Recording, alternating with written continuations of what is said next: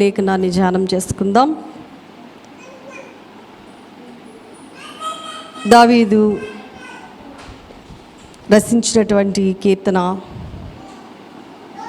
51వ అధ్యాయము 19వ లేఖనాన్ని చదువుకుందాం. అప్పుడు నీతియుక్తములైన బలులను, దహన బలులను, సర్వాంగ హోమములను నీకు అంగీకృతములగును. అప్పుడు జనులు నీ బలిపీఠం మీద కోడెలా నర్పించెదరు. ప్రార్థన. మా నిమిత్తము సమస్తాన్ని అర్పించిన దేవాది దేవుడవైన తండ్రి, మీరు పొందిన దెబ్బల చేత మాకు స్వస్థత అనుగ్రహింపచేసిన తండ్రి, నీ సన్నిధానములో కూర్చున్న మా అందరి కొరకు బలి అయిన తండ్రి, నీకు స్తోత్రములు. మాలో ఉన్న పాపభారము, వ్యాధి భారము, శిక్ష భారము మా పైన నుండి తీసి పారవేస్ట్ కొరకు ఆ భారమంతా మోసుకుని పోతూ ఉన్నవో దేవుని గొర్రెపిల్లానికి స్తోత్రములు అర్పిస్తూ ఉన్నాము.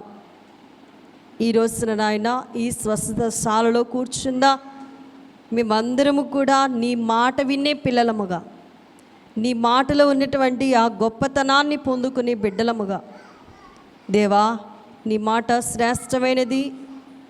అలాంటి నీ మాట ద్వారా కలిగే ఆశీర్వాదాన్ని మేము పొందుకోవడానికి మీ సహాయము మా అందరికీ దయచేయమని, నిలవబడి ఉన్న నన్ను మీ సిలువ చాటున మరుగుపరిచి మా అందరికీ కావలసిన వర్తమానము ద్వారా మమ్మను బలపరచుమని యేసుక్రీస్తు వారి ఉన్నత నామమున ప్రార్థించి బ్రతిమలాడి వేడుకుంటున్నాను పరమ తండ్రి, ఆమేన్.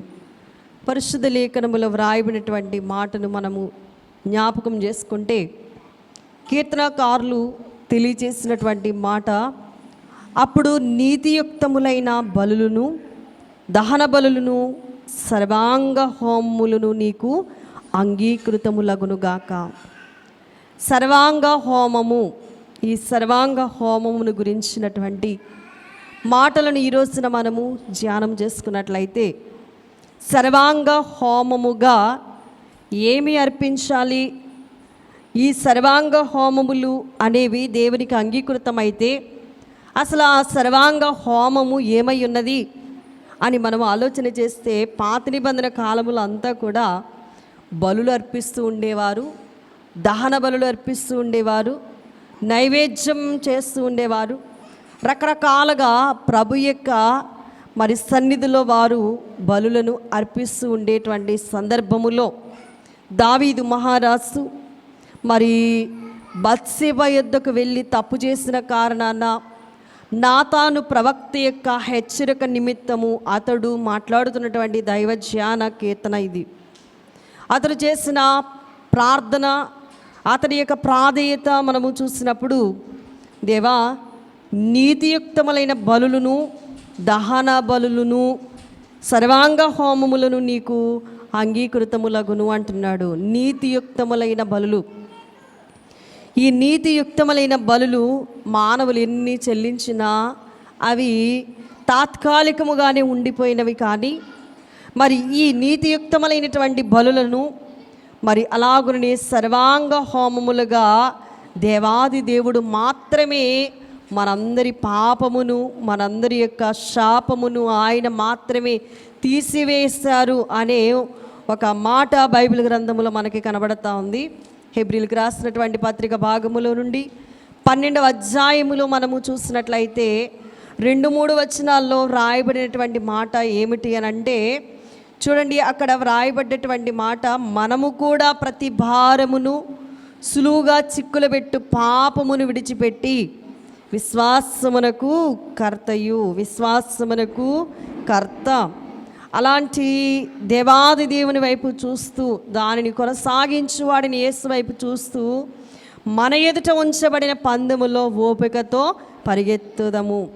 ఆయన తన ఎదుట ఉంచబడిన ఆనందము కొరకై, తన ఎదుట ఒక ఆనందం ఉన్నా కూడా ఆనందము కొరకై ఏం చేశాడంట, అవమానమును నిర్లక్ష్యపెట్టి సిలువను సహించి దేవుని సింహాసనం యొక్క కుడి పార్శ్వమున ఆసీనుడై ఉన్నాడు.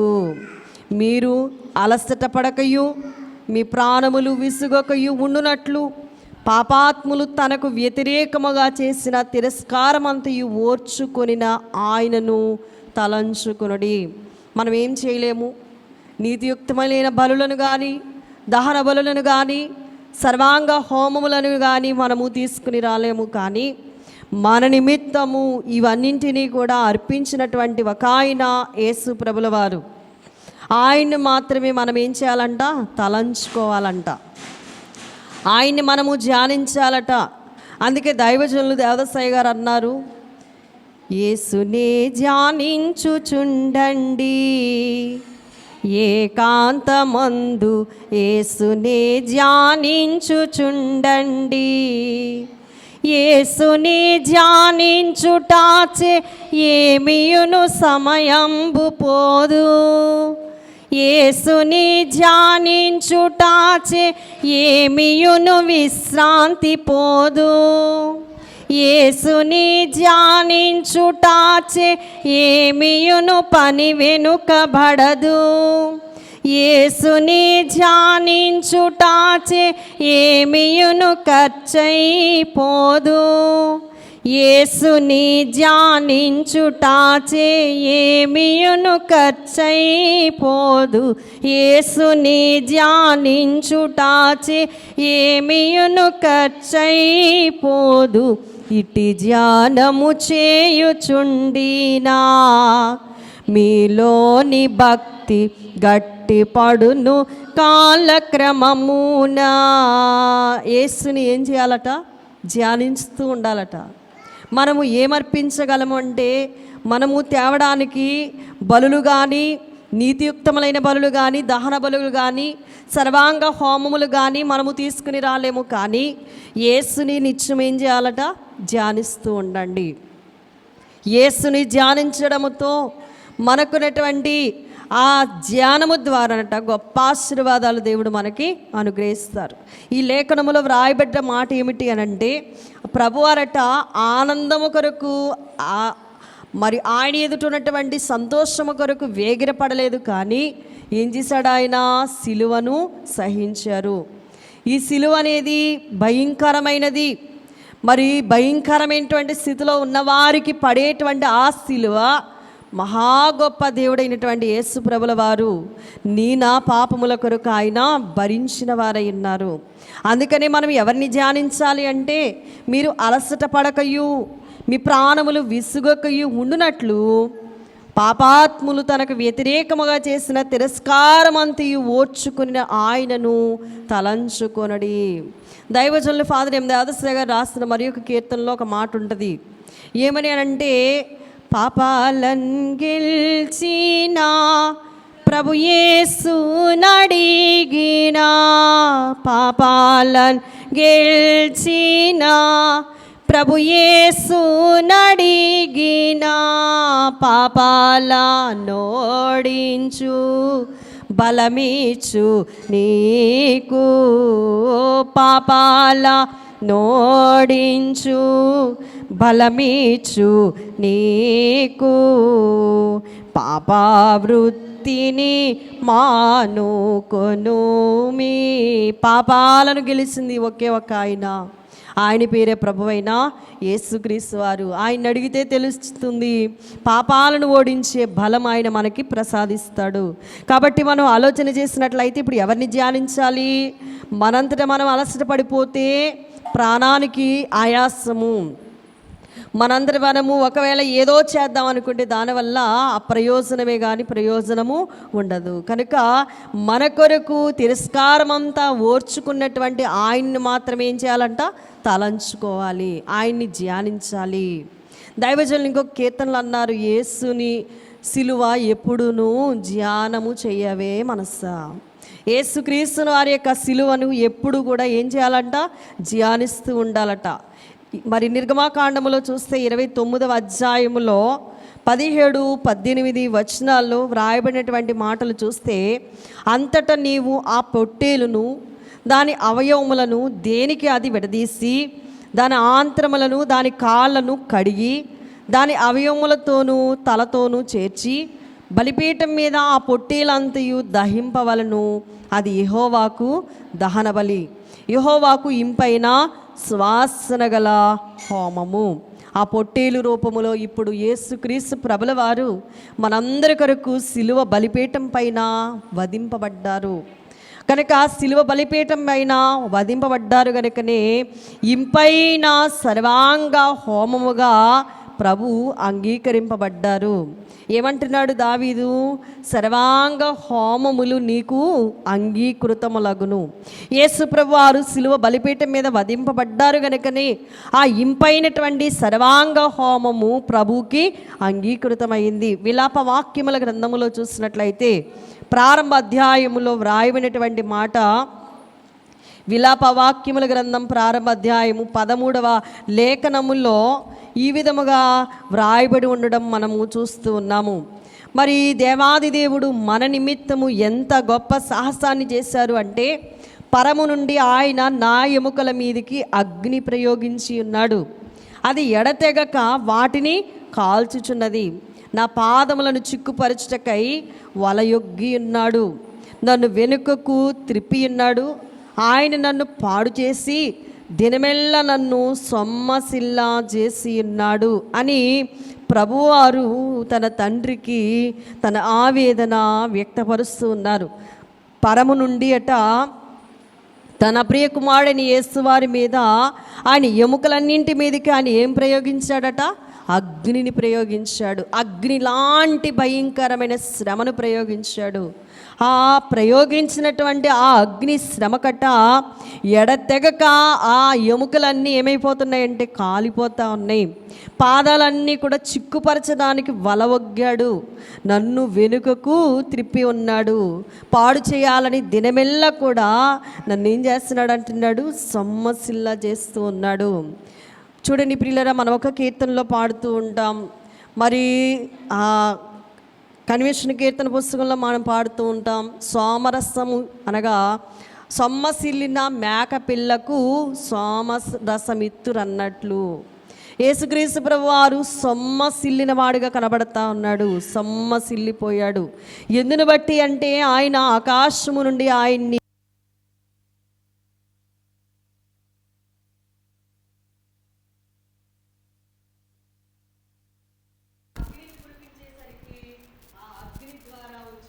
ప్రభావాన్ని మనం చూసినట్లయితే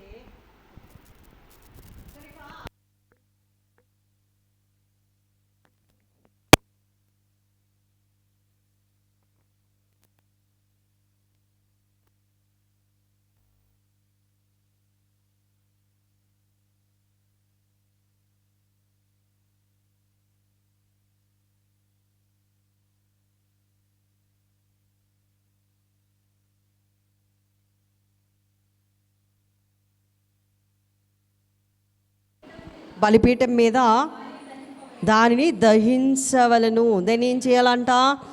ఆంత్రములను కాళ్ళను ఏం చేయాలంట? నీళ్ళతో కడిగేయాలి. దాన్ని అంతటినీ కూడా ఏం చేయాలి? దహించాలి బలిపీఠం మీద. ఆయన తర్వాత ఆయన శిష్యులు కూడా అలాగే దేవునికి ఏమైపోయారంటే సర్వాంగ హోమములుగా తయారయ్యారు. మనం ఈరోజున ఆలోచన చేసినట్లయితే మనము ఏమై ఉన్నాము, మనము ఏమి అర్పిస్తూ ఉన్నాము దేవునికి? దేవుని యొక్క సన్నిధానంలో కూర్చున్న మనము దేవునికి ఏ విధమైనటువంటి అంగీకృతమైన దానిని మనము అర్పించగలుగుతున్నామో ఆలోచన చేసుకోవలసిన వారమై ఉన్నాము. దేవుడు మన కొరకు ఏమైపోయారట? సర్వాంగ హోమముగా, ఇష్టమైన బలిగా. ఎవడును నా ప్రాణము తీయలేడు, నా అంతట నేనే దానిని ఏం చేస్తున్నాడంటున్నాడు యోహాను సువార్తలో, నా అంతట నేనే దానిని తీసివేసుకుంటున్నాను. పెట్టుకోవడానికి అధికారం నాకుంది, తీసివేసుకోవడానికి కూడా నాకు అధికారం ఉంది అని ఆయన మాట్లాడిన వారై ఉన్నారు. అంత గొప్ప దేవుడు ఈ రోజున ఇష్టపూర్వకముగానే తన ప్రాణాన్ని మన కొరకు కానుకగా వేసిన వారై ఉన్నారు.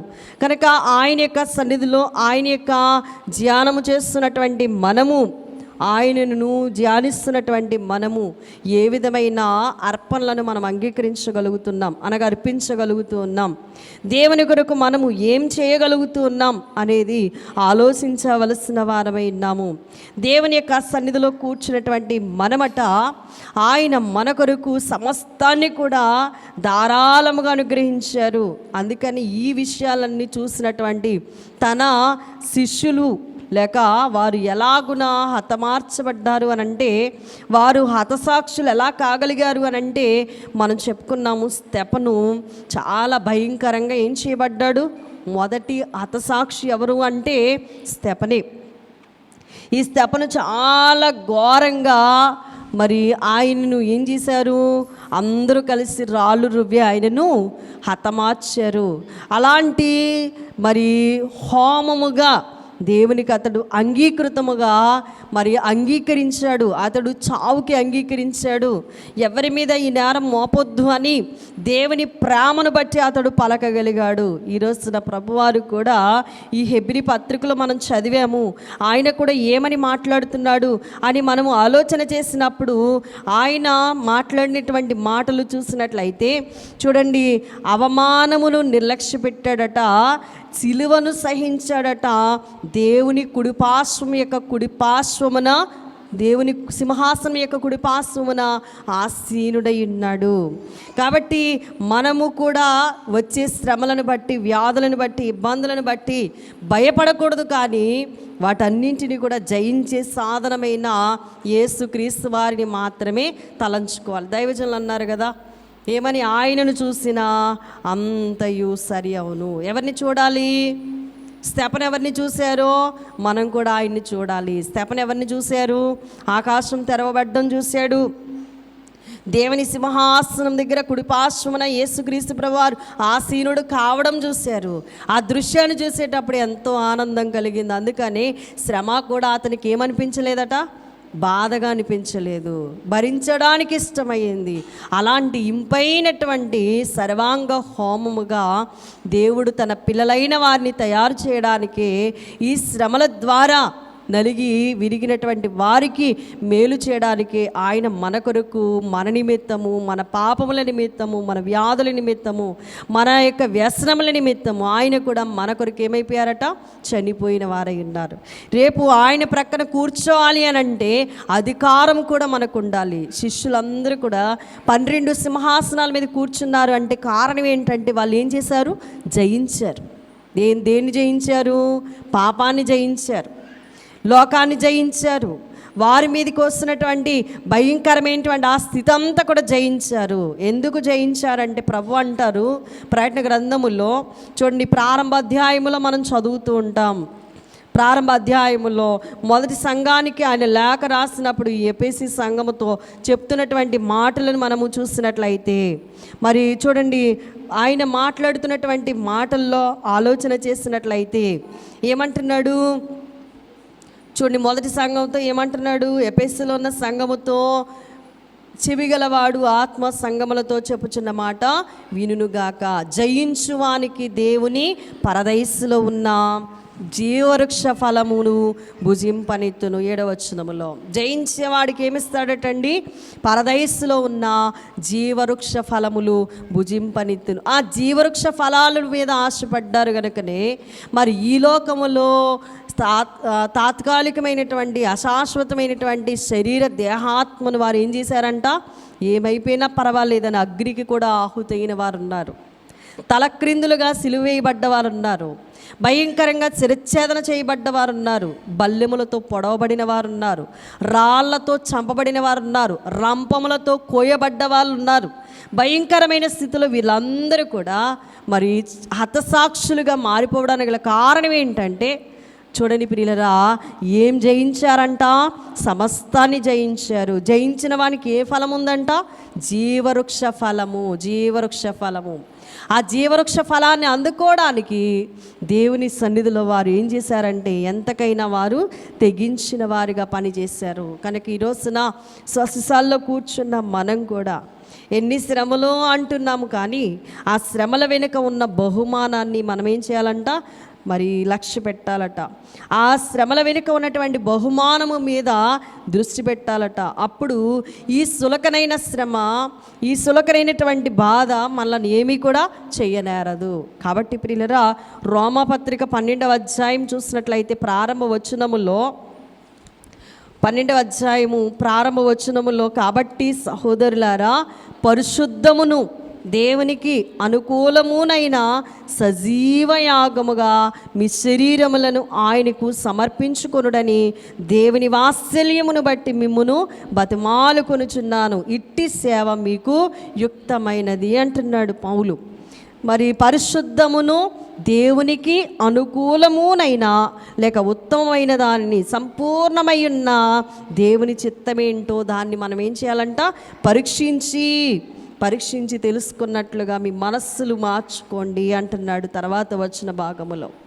ఈ రోజున పరిశుద్ధమైనది, దేవునికి అనుకూలమైన దాన్ని మనం ఏం చేయాలంట? సజీవ యాగముగా శరీరాన్ని ఆయనకి సమర్పించుకోవడం.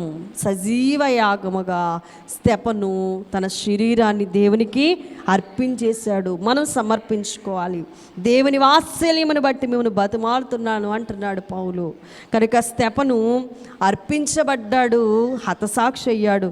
ఈ రోజున మనం కూడా దేవుని సన్నిధిలో ఏం చేయబడాలంటే, అంగీకరించబడాలంటే దేవునికి మనము సమర్పణ చేసుకోవాలి ప్రియులరా. మనం ఇంకా చూసినట్లయితే గలతీయులకు రాసినటువంటి పత్రిక భాగములో 5వ అధ్యాయములో 19వ లేఖనము ఈ విధంగా మనతో మాట్లాడుతుంది. ఈ గలతీయులకు రాసినటువంటి పత్రిక భాగము 5వ అధ్యాయం 19వ వచనములో కూడా వ్రాయబడిన మాటలు చూసినట్లయితే, శరీర కార్యములు స్పష్టమై ఉన్నవి. వాటిని మనం ఏం చేయాలంటే వాటిని జయించాలి, వాటిని తీసి పారవేసుకోవాలి. స్పష్టంగా ఉన్నటువంటి వాటన్నింటినీ కూడా చంపివేసుకోవాలి, వాటిని కాల్చి వేసుకోవాలి, దహనం కావాలి. ఏమవ్వాలంటండి? మనం దేవునికి అంగీకృతమైన సర్వాంగ హోమంగా మారాలంటే మనలో ఉన్న ఈ చెడ్డ గుణాలన్నింటినీ కూడా ఏం చేయాలంట? కాల్చి పారేయాలి, వీటిని దహనం చేయాలి. యోహాను మొదటి పత్రికలో కూడా మనం చూసినట్లయితే 2వ అధ్యాయము 16వ లేఖనములో కూడా వ్రాయబడినటువంటి మాట చూస్తే, లోకములో ఉన్నదంతా కూడా శరీరాశ, నేత్రాలకు సంబంధించిన ఆశలే. లోకములంతా కూడా జీవపు డంబమే ఉంది గనక, ఇవి తండ్రి వల్ల పుట్టలేదు గనక, లోక సంబంధమైనవి గనక వాటిని మనం ఏం చేయాలంట? దహనం చేయాలి. శరీర క్రియలన్నీయు నాలో నశింపజేయుమయా, శారీర క్రియలన్నీయు నాలో నశింపజేయుమయా, జీవనదిని నా హృదయములో. కనుక శరీర క్రియలన్నీ కూడా మనలో ఉండి నాశనం చేసుకోవాలి. దేవునికి సంబంధించిన వాళ్ళముగా మనము జీవించగలిగితే మనం గొప్ప ఉన్నతమైన స్థితికి రాగలము. కనుక మనము దేవునికి అంగీకృతమైనటువంటి సమర్పణగా, దేవునికి అంగీకృతముగా, మనము నీతియుక్తముగా దేవుని సన్నిధిలో కూర్చున్నాము కనుక దేవుడు అంగీకరించే విధముగా మనస్ఫూర్తిగా, మరి వ్యర్థపు ఆలోచనలు లేకుండా సమాధానముతో అందరి కొరకు ప్రార్థిస్తూ సమాధాన పడుతూ ప్రార్థన చేస్తే ఖచ్చితంగా దేవుడు మన ప్రార్థనకి జవాబిస్తారు. మన యొక్క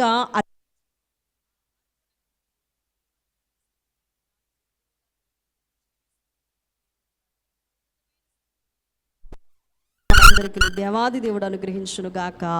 ఆమేన్. మేఘారుడుగా మమర్చుకొచ్చి, దేవా కొద్ది నిమిషములు దీనురాలైన నన్ను నిలవబెట్టి మాట్లాడిన తండ్రి స్తోత్రాలు. మాట్లాడిన ప్రతి మాట కూడా నాయన మా హృదయాల్లో దాచుకుని, మా అంతరంగములు దాచుకుని దాని ప్రకారం జీవించే ధన్యత, యోగ్యత నాకు అందరికీ దయచేయమని యేసుక్రీస్తు వారి ఉన్నత నామమున ప్రార్థన అడిగి వేడుకుని పొంది ఉన్నాను పరమ తండ్రి. ఆమేన్. మరణాత.